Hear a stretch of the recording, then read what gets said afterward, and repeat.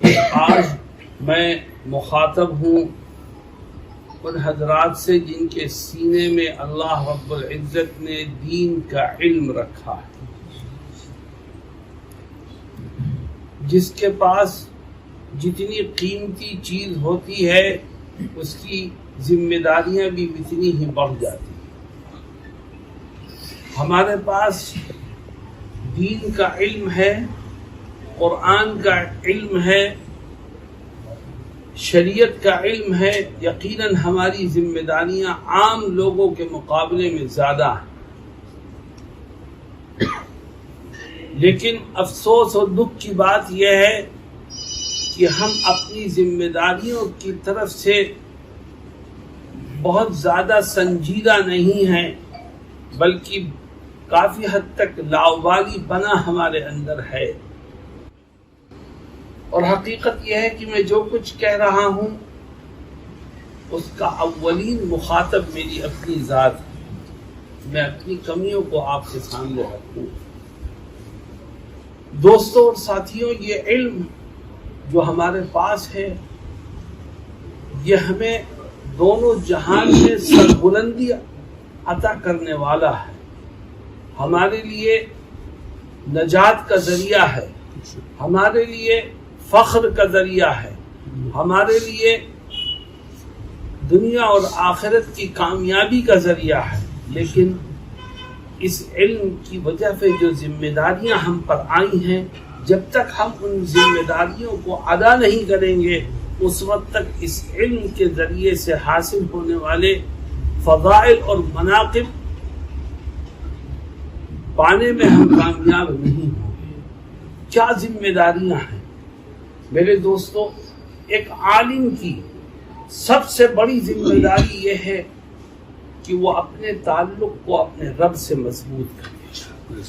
جب اس کا تعلق اس کے رب سے مضبوط ہوگا تو رذائل اس کے اندر سے نکلیں گے، خوبیاں اس کے اندر داخل ہوں۔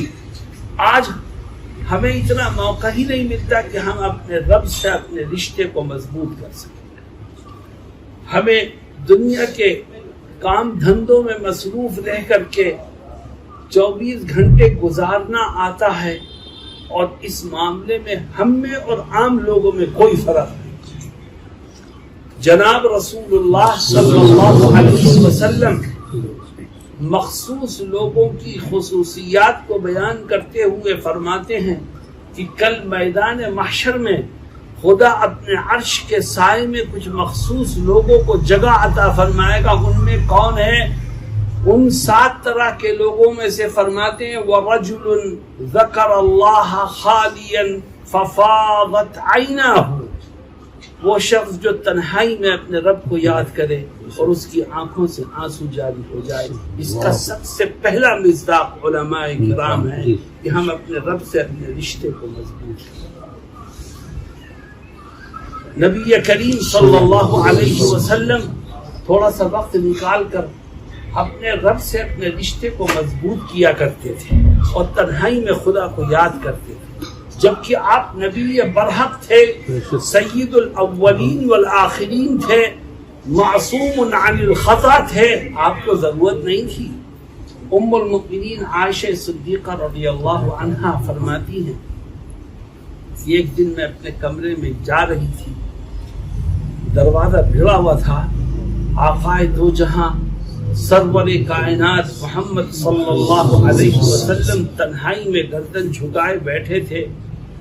میں اندر گئی تو فوراً آپ چوکے، پوچھا من، کون ہو تم؟ ام المؤمنین کہتی ہیں میں نے کہا عائشہ۔ سمجھے نہیں، فرمایا من عائشہ؟ ام المؤمنین کہتی ہے بنت ابی بکر۔ پھر سوال کرتے ہیں من ابو بکر؟ ام المؤمنین کہتی ہے میں جلدی سے دروازہ بند کر کے آ گئی کہ آقا کی توجہ اپنے رب کی طرف ہے، دنیا میں سے کسی کو پہچاننے کے لیے اس وقت تیار۔ میرے دوستوں، اللہ سے اپنے رشتے کو مضبوط کریں۔ آج ہم اپنا کوئی وقت صبح شام دن اور رات میں ایسا نہیں فارغ کر پا رہے ہیں جس میں ہم ہوں اور ہمارا رب ہو، بیچ میں کوئی دوسرا نہ۔ ہمارے اکابر نے اس کا بڑا اہتمام کیا. حضرت شیخ الاسلام مولانا حسین احمد مدنی رحمہ اللہ کے بارے میں نے اپنے گھر کی خواتین سے، اپنی والدہ مرحومہ سے اور دیگر اعزاء و اقارب سے سنا کہ حضرت کا فجر کی نماز سے پہلے اور فجر کی نماز کے بعد معمول تھا کہ مصلی پر بیٹھ جاتے تھے اور تنہا حضرت ہوتے تھے اس میں، اور ایک چھوٹا سا تولیہ رکھا رہتا تھا. والدہ مرحومہ ہمیں یہ بتاتی ہیں کہ جب حضرت وہاں سے اٹھ کے آتے تھے تو وہ پورا تولیہ آنسوؤں میں ایسا تر ہوتا تھا جیسے اسے دھو کے رکھا گیا. وَرَجُلٌ ذَكَرَ اللَّهَ خَالِيًا فَفَاضَتْ عَيْنَاهُ. میرے دوستوں اور ساتھیوں، یہ صفت ہمارے اندر ہے یا نہیں؟ ہمیں اپنے گریبان میں جھانک کر کے دیکھنا چاہیے. آج ساری بربادی کی جڑ یہی ہے کہ ہم نے اپنے رشتے کو اپنے رب سے کمزور کیا. اور اگر کوئی ایسا شخص ہمیں ملتا ہے جس کا رشتہ رب سے مضبوط ہو اور وہ عالم نہیں ہوتا، تو ہم اس کو یہ کہہ کر کے اس کی حیثیت کو خراب کرتے ہیں کہ یہ عالم نہیں ہے تو یہ جاہل آدمی ہے، اس کے پیچھے کہاں سے دوڑ رہا ہے. عالم اور جاہل اللہ کے ہاں اس کی کوئی تفریق نہیں ہے. خدا کے ہاں تو محبوب وہ ہے جس کا تعلق اپنے رب سے مضبوط ہو. ان اکرمکم عند اللہ اتقاکم. تم میں سے جو سب سے زیادہ متقی ہوگا وہ رب کے ہاں سب سے زیادہ مکرم. میرے دوستو، اپنے رشتے کو اپنے رب سے مضبوط کرو. ساری بیماریوں کا حل یہی ہے. اتنے ساتھی بیٹھے ہیں، میں اگر پوچھوں کہ آپ میں سے کس کو 24 گھنٹے میں سے 10 منٹ کا 5 منٹ کا وقت ملتا ہے جو تنہائی میں بیٹھ کر کے اپنے رب سے اپنے تعلق کو مضبوط کرنے کی فکر کرتا ہو؟ شاید اس مجمع میں کوئی اللہ کا بندہ ایک دو ہو، ورنہ اکثریت ایسی ہی ہے جیسے ہم اپنے آپ کو محسوس کرتے ہیں. پہلی چیز کہ اپنے رب سے رشتے کو مضبوط کیجیے، ورنہ تو کامیابی کی کوئی شکل نہیں ہے. عالم بن جائیں، محدث بن جائیں، فقیہ بن جائیں، امام بن جائیں، خطیب بن جائیں، لیکن اگر خدا سے رشتہ مضبوط نہیں ہے تو یاد رکھو یہ عہدے اور یہ منصب ہمیں جنت تک پہنچانے کے لیے کافی نہیں. اللہ. حضرت شیخ الاسلام مولانا حسین احمد مدنی رحمہ اللہ مدینہ المنورہ میں تھے. حضرت مولانا رشید احمد گنگوہی جو ان کے پیر و مرشد تھے، انہوں نے خط بھیجا. اس زمانے میں خط جانے میں بھی مہینوں لگتے تھے، اور یہ کہا، خط میں لکھا، حسین احمد میں یہ چاہتا ہوں کچھ دن کے لیے میرے پاس آ جاؤ. خط کو پہنچا، حضرت نے سیٹ کرائی اور پانی کے جہاز کے ذریعے سے لمبا سفر کرتے ہوئے دلی پہنچے اور دلی سے گنگوہ پہنچے. حضرت گنگوہی علیہ الرحمت دیکھ کر بڑے خوش ہوئے. حضرت کچھ وہاں کے تحائف لائے تھے، وہ پیش کیے. حضرت گنگوہی رحمہ اللہ تہجد کے وقت اٹھے تو حضرت شیخ الاسلام علیہ الرحمہ بھی اٹھ چکے تھے. اس وقت بلایا اور بلا کے فرمایا کہ میرے پاس آؤ. حضرت اوپر بیٹھے تھے، نیچے بٹھایا اور اپنے ہاتھ سے ان کے سر پر پگڑی باندھی. اپنے ہاتھ سے باندھی اور پگڑی باندھنے کے بعد کہا کہ بولی حسین احمد پتہ ہے یہ پگڑی کیسی ہے؟ حضرت کہتے ہیں میرے اوپر تو رقت طاری تھی، میں نہیں بول سکا. حضرت نے کہا یہ ولایت کی پگڑی ہے، میری طرف سے اجازت ہے کہ تمہارے دل میں جو اللہ کی محبت بیٹھ گئی ہے تم اس کو عام کرو. یہ اللہ کا تعلق جب ہوگا تو آپ کا فیض عام ہوگا. خدا سے محبت ہوگی تو آپ کی ذات سے خلق خدا کو نفع ہوگا، اور جب آپ کا ہی تعلق کمزور ہوگا خدا سے تو نہ باتوں میں اثر ہوگا، نہ نام میں اثر ہوگا، نہ گفتگو میں اثر ہوگا، اور نہ آپ کی ذات سے دوسرے کو کسی طرح کا فیض حاصل ہوگا. آج سے طے کیجئے کہ ہم تھوڑا سا وقت نکال کے اپنے رب کو یاد کیا، جس میں تنہا ہو، آپ بیوی بھی نہ ہو، بچے بھی نہ ہو، کوئی اور نہ، بس آپ ہو، آپ کا خدا. اور آپ میری بات یاد رکھیے گا کہ اگر آپ نے 10 دن 12 دن 15 دن اس پر عمل کر لیا تو خود آپ اپنے دل کے اندر ایک نورانی کیفیت کو محسوس کریں. اور نوبت یہاں تک آئے گی کہ جب تک آپ تھوڑی دیر تنہائی میں نہ بیٹھ جائیں آپ کو چین و سکون نہیں ملے. لیکن کیا کیا جائے، آپ آج ہر ایک کے ہاتھ میں موبائل ہے، جو خالی وقت ملتا ہے وہ میسج دیکھنے اور دینے میں چلا جاتا ہے، وہ موبائل کے ہتھے چڑھ جاتا ہے. لیکن جس کے دل میں خدا کی محبت بیٹھ جائے، دنیا کی کوئی طاقت اس کو خدا سے لو لگانے سے نہیں روک سکتی. تو پہلا کام یہ ہے کہ تنہائی میں بیٹھ کر اپنے رب کو یاد کرو، آنسو بہاؤ، اس کا ذکر کرو. اور ذکر کے اندر 2 چیزوں کا اہتمام کیجیے آپ، یا جو کسی پیر و مرشد سے متعلق ہوگا وہ تو پیر بتائے گا، لیکن 2 چیزوں کا اہتمام کیجیے. پہلی چیز ہے کہ تنہائی میں بیٹھ کر ایک تسبیح استغفار کی پڑھنی چاہیے. میں دیکھتا ہوں بہت سے لوگ تسبیح ہاتھ میں لے کے استغفار پڑھتے ہیں، لیکن یاد رکھو استغفار پڑھتے ہوئے جب تک آپ کے ذہن میں اپنے گناہوں کا تصور اور معافی کے طلب کرنے کا جذبہ نہیں ہوگا، استغفار کا کوئی فائدہ.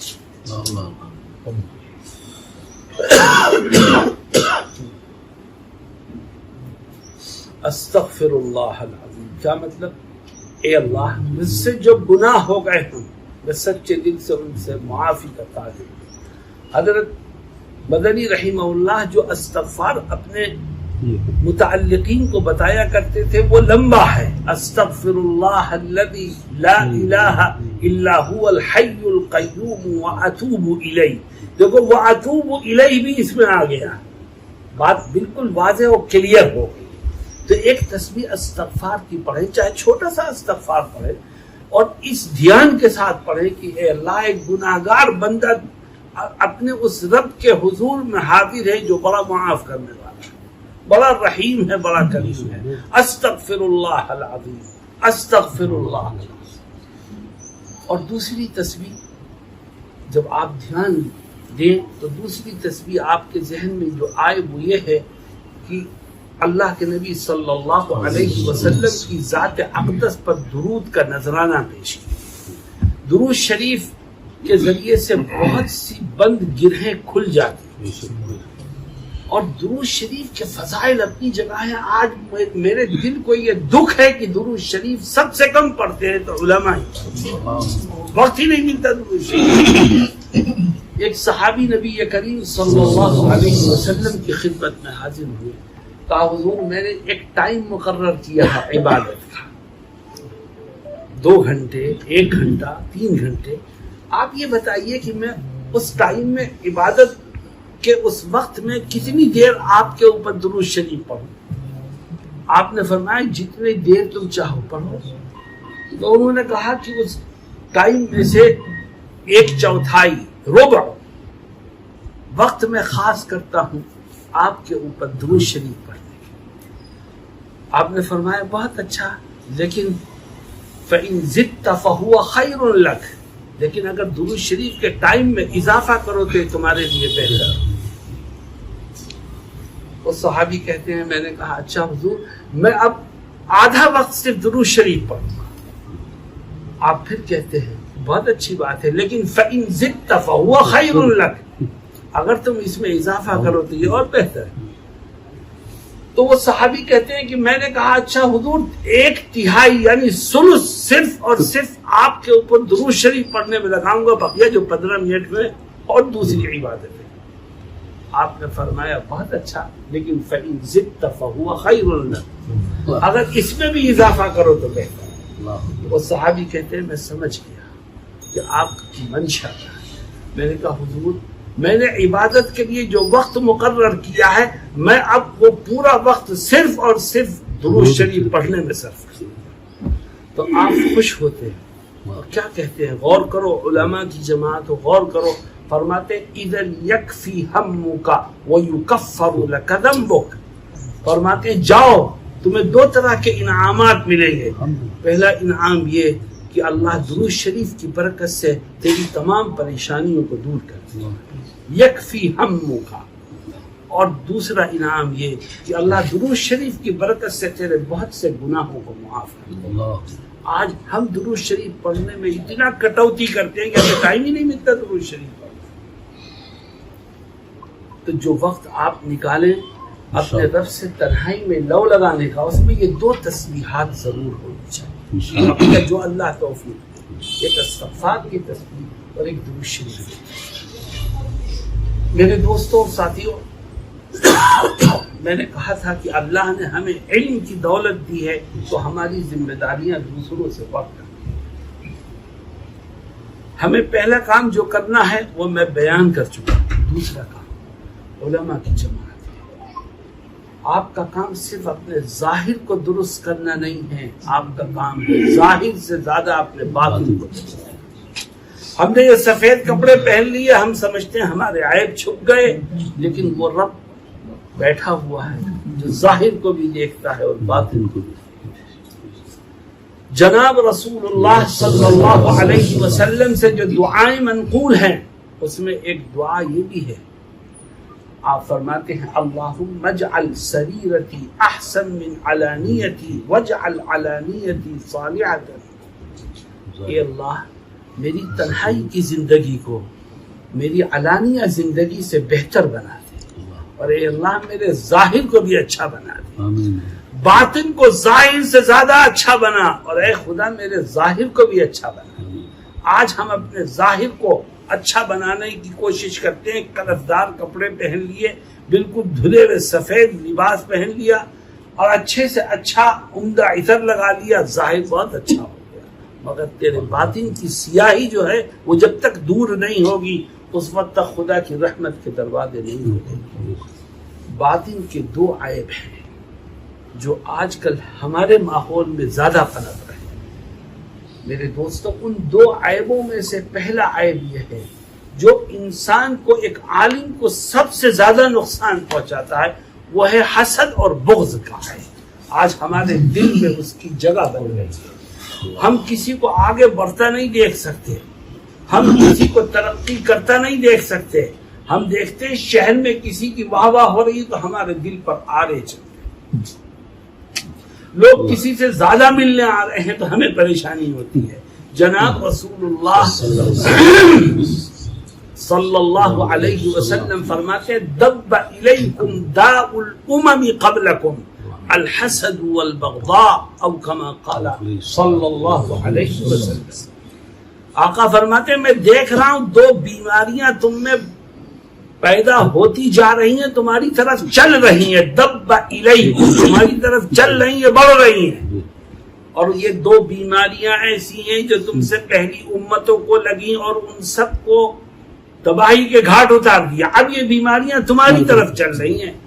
وہ بیماریاں کون ہیں؟ الحسد والبغضاء، حسد اور بغض. بتاؤ آج ہمارے دلوں میں یہ بیماریاں ہیں کہ نہیں؟ بولو بھائی. اور یہ بیماری جس کے دل میں پیدا ہوگی اس کی کوئی نیکی خدا کے ہاں قبول نہیں ہوگی. ایاک والحسد فإن الحسد يأكل الحسنات كما تأكل النار الحطب. آج ایسا لگتا ہے کہ علماء ہی اس بیماری کی پرورش کر رہے ہیں. میرے دوستو، ہمیں کیا خدا پر یقین نہیں ہے؟ آج جو خدا دوسرے کو عزت دے رہا ہے وہ ہمیں نہیں دے سکتا. جو خدا دوسرے کے لیے آسانیوں کو پیدا کر رہا ہے کیا وہ ہمارے لیے؟ اور ہم کون ہوتے ہیں خدا کے فیصلے پر اعتراض کرنے والے؟ حاسد در حقیقت خدا کے فیصلے کو ٹھکرانے اور اس کو قبول نہ کرنے کی اپنی کیفیت کا اظہار کرتا ہے، خدا کے فیصلے سے ٹکرانے کی کوشش کرتا ہے. اور جو خدا کے فیصلے سے ٹکرائے اس کو ناکامی کے سوا کچھ حال نہیں کرتا. اللہ مالک الملک، وہ جس کو جو چاہے دے. ہم کون ہوتے ہیں اعتراض کرنے والے؟ میرے دوستوں اور ساتھیوں، اگر کسی کی طرف سے دل میں برائی آ رہی ہے، دل کو صاف کرو، کوشش کرو کہ میرا دل ہر ایک کی طرف سے صاف ہو۔ ایک حدیث شریف میں آپ ایک صحابی کو مخاطب کر کے کیا کہتے ہیں؟ فرماتے ہیں یا بنیا ان قدرت ان تصبح وتمسی وليس في قلبك غش لاحد فافعل۔ اے میرے بیٹے، تیری صبح و شام ایسی گزرے کہ تیرے دل میں نہ صبح کے وقت کسی کے لیے برائی ہو نہ شام کے وقت۔ اور یہ بات کہہ کر کے آگے کیا کہتے ہیں آقا؟ سنو، علماء کی جماعتیں سنو، آگے کیا کہتے ہیں؟ تم بہت سی سنتوں کو ذکر کرتے ہو، سنو، دلوں کو صاف رکھنا، وذالک من سنتی، یہ بھی میری سنت ہے۔ ومن احب سنتی فقد احبنی ومن احبنی کان معی فی الجنہ۔ دلوں کو صاف رکھو، یہ بھی نبی کی ایک سنت۔ اس لیے بسا اوقات ایسا ہوتا ہے، ایک دو جگہ میرا جانا ہوا تو کچھ لوگوں نے مجھ سے سوال کیا کہ صاحب کسی کی طرف سے دل میں برائی ہوتی ہے اور ہم بہت کوشش کرتے ہیں دل صاف ہو جائے، صاف ہی نہیں ہوتا۔ تو دیکھو، دل کو صاف رکھنے کے لیے دو طریقے حدیث شریف میں ہی ذکر کیے گئے، وہ میں آپ کے سامنے رکھتا ہوں، ہو سکتا ہے کسی کو فائدہ ہو جائے۔ سب سے پہلا طریقہ یہ فرمایا گیا، اگر کسی کی طرف سے دل میں برائی ہے، حسد ہے، بغض و عناد ہے، اور دل صاف ہی نہیں ہو رہا ہے، تو دو کام کرو۔ ان میں سے پہلا کام یہ کہ جب اس پر نظر پڑے تو اسے سلام کرنے میں پہل کرو، اللہ اس کی برکت سے تمہارے دل کو صاف کرے۔ دوسرا کام فرماتے ہیں، اگر کسی کی طرف سے دل میں برائی ہے اور وہ نکل ہی نہیں رہی ہے، تو دوسرا کام یہ کرو کہ جب تنہائی میں بیٹھے ہو اور اللہ کے سامنے ہاتھ اٹھا کر کے دعا کرنے کا ارادہ کرو، تو پہلے دعائے خیر اس کے لیے کرو، پھر اپنے لیے کرو، خدا اس کی برکت سے تمہارے دلوں کو صاف کرے۔ میرے دوستوں اور ساتھیوں، ہماری جماعت علماء کی جماعت، ہمیں اپنے دلوں کی حفاظت بات کرنی۔ آج سے طے کرو کہ انشاءاللہ ہم اس بیماری سے اپنے دل کی حفاظت کریں گے اور ہمیشہ چوکسی کے ساتھ اس کی نگرانی کریں گے۔ جب ہم محسوس کریں گے کسی کی طرف سے بگاڑ دل میں آ رہا ہے تو اس کو صاف کرنے کی بھرپور کوشش کریں۔ میں نے کہا تھا کہ اپنے ظاہر کو درست کرنا کافی نہیں ہے، اپنے باطن کو درست کرنے کی بھی فکر کرو۔ باطن میں ایک عیب حسد کا ہے جو آج پھیل رہا ہے، اور باطن میں ایک دوسرا عیب بھی ہمارے باطن میں ہے، چونکہ میں اپنی برائیاں آپ کے سامنے رکھ رہا ہوں، میں جس کو محسوس کرتا ہوں وہ رکھ رہا ہوں۔ میں سمجھتا ہوں آپ مجھ سے بہتر ہیں، آپ مجھ سے افضل ہیں، آپ مجھ سے اعلیٰ ہیں، لیکن میں اپنی بیماریاں آپ کے سامنے رکھتا ہوں۔ ہو سکتا ہے خدا میری بھی اصلاح کر دے اور آپ میں سے کسی پر رحم فرمائے اور اس کی بھی اصلاح ہو جائے۔ دوسری بیماری کون سی ہے میرے دوستو؟ دوسری بیماری آج علماء کی جماعت میں کبر و غرور کی پیدا ہوتی چلی جائے۔ ہم اپنے آپ کو دوسروں سے بڑا سمجھتے ہیں، ہم اپنے آپ کو اعلیٰ سمجھنے لگے، ہمارے دل کے اندر کبر و غرور اتنا بھر گیا ہے کہ کوئی ہمیں کچھ کہہ دے اور ہم اس کو برداشت کر لیں، اس کا تصور بھی نہیں ہے۔ میرے دوستو، جب تک تواضع اور انکساری نہیں پیدا ہو، خدا کی طرف سے فضل و کرم کے دروازے نہیں کھلتے۔ اللہ کے نبی حضرت محمد مصطفیٰ صلی اللہ علیہ وسلم کیا فرماتے ہیں؟ فرماتے ہیں لا يدخل الجنة من كان في قلبه حبة خردل من كبر او كما قال صلی اللہ علیہ وسلم۔ تواضع اور انکساری وہ خصوصیت ہے جس نے ہمارے اکابر کو شیخ العرب والعجم بنایا۔ تواضع اور انکساری وہ خصوصیت ہے جس نے ہمارے اکابر کو شیخ الہند کا لقب دلایا۔ تواضع اور انکساری وہ خصوصیت ہے جس کی وجہ سے ہمارے اکابر کو حکیم الامت کا عظیم الشان لقب میسر آیا۔ آج ہم ان اکابر کا نام لیوا ہیں مگر تواضع کا دامن ہمارے ہاتھ سے چھوٹ گیا۔ میں ایک واقعہ سناتا ہوں آپ کو، علماء کی جماعت ہے، تواضع اور انکساری کا۔ حضرت شیخ الادب مولانا اعزاز علی صاحب علیہ الرحمہ دارالعلوم میں نائب ناظم تعلیمات تھے، اور حضرت شیخ الاسلام علیہ الرحمہ ناظم تعلیمات تھے۔ اب سنو ہوتا کیا،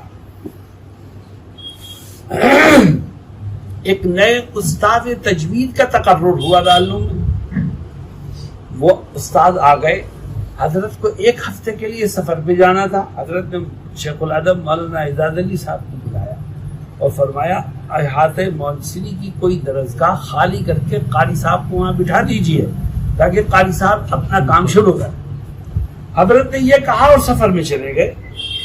1 ہفتہ طویل سفر تھا، حضرت واپس آئے تو قاری صاحب آگے ملے، نئے استاد جو مقرر ہوئے تھے۔ حضرت نے فرمایا آپ نے پڑھانا شروع کر دیا؟ تو قاری صاحب فوراً کہتے ہیں کہ حضرت مجھے تو ابھی تک درسگاہ ہی نہیں ملی۔ حضرت کا چہرہ سرخ ہو گیا اور حضرت سیدھے تعلیمات تشریف لے گئے۔ مولانا اعزاز علی صاحب وہاں بیٹھے تھے۔ حضرت نے غصے میں، چونکہ غصہ تھا، تکلیف تھی کہ ایک آدمی آیا ہوا ہے، دارالعلوم کا ملازم ہو گیا، تنخواہ اس کی چڑھ رہی ہے اور کام اس سے لیا نہیں جا رہا، اور کہہ کے گئے تھے حضرت۔ تو حضرت نے ذرا تیز لہجے میں حضرت شیخ الادب صاحب سے کہا کہ میں کہہ کے گیا تھا، آپ نے ابھی تک درسگاہ کیوں نہیں دی قاری صاحب کو؟ شیخ الادب صاحب کو وہ لہجہ حضرت کا پسند نہیں۔ شیخ الادب خاموش رہے، حضرت کے سامنے کچھ نہیں بولے، لیکن اٹھ کے گئے تو اگلے دن تعلیمات میں نہیں آئے۔ ناراضگی کا اظہار۔ 1 دن گزرا نہیں آئے، دوسرا دن گزرا نہیں آئے، تیسرا دن گزرا نہیں آئے۔ حضرت تعلیمات میں جا رہے تھے تو اوپر جن لوگوں نے دارالعلوم میں دیکھا ہوگا تعلیم کا انداز، پہلے دارالحدیث فوقانی میں سبق ہوتا تھا دولے کا، پھر دارالحدیث تحتانی میں ہونے لگا، اور اب تو نئی عمارت میں ہونے لگا۔ حضرت تعلیمات جا رہے تھے، سبق ہو رہا تھا مولانا اعزاز علی صاحب کا دارالحدیث فوقانی میں، تو حضرت تعلیمات پر جانے کے بجائے دارالحدیث کی طرف آ گئے۔ آپ نے دیکھا ہوگا استاد بیچ کے در میں بیٹھتا تھا، اس کا چہرہ طلبہ کی طرف ہوتا تھا، اس کی پیٹھ پیچھے مونسری کی طرف ہوتی۔ حضرت تشریف لائے اور حضرت شیخ الادب صاحب کی کہ ڈیسک کے پیچھے، ان کے پیٹھ کے پیچھے کھڑے ہو گئے۔ شیخ الادب صاحب کا معمول یہ تھا کہ جب سبق پڑھاتے تھے تو نظر کتاب پر ہوتی تھی، دائیں بائیں نہیں دیکھتے، تو انہیں نہیں پتا کہ میرے پیچھے کون کھڑا ہے، مگر طلبہ میں خسر پسر شروع ہوئی۔ ارے حضرت کھڑے ہیں، کوئی ادھر سے بول رہا، کوئی ادھر سے بول، حضرت خاموش کھڑے۔